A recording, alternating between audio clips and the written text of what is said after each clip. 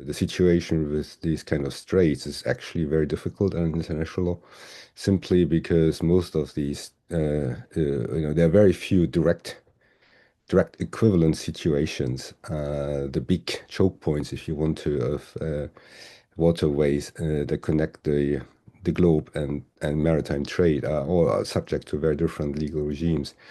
So, for instance, the Suez Canal clearly is not. It is a matter of it's an internal waterway, so it's not subject to all of this. The Dardanelles have been mentioned as subject to a specific institutional regime. Strait of Malacca is another example. And then the oldest possible example we have is really the Great Belt in Denmark. And that was subject to a toll regime for a very long time until Denmark effectively lifted it unilaterally.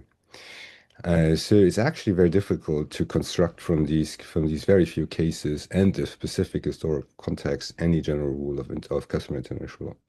So I think the solution really must be, as has just been said, to develop a specific institutional regime which balances the different interests at stake and may actually be inspired by the Monterey Convention on the Dardanelles. So that's where I would be.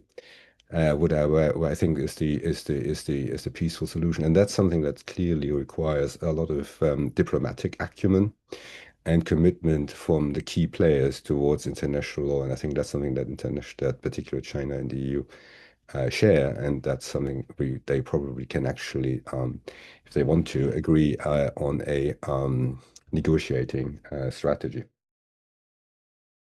The convention has been able to adapt to new challenges and develop new rules, and we've seen this very, very powerfully in the area of climate change in particular.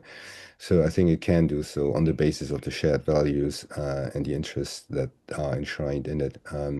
It is a framework convention in some sense, or constitution of the oceans, however you want to call that, but it means that the states parties have subscribed to certain fundamental principles and to basically the idea of resolving their disputes peacefully and in a cooperative manner. And I think we will see this here as well.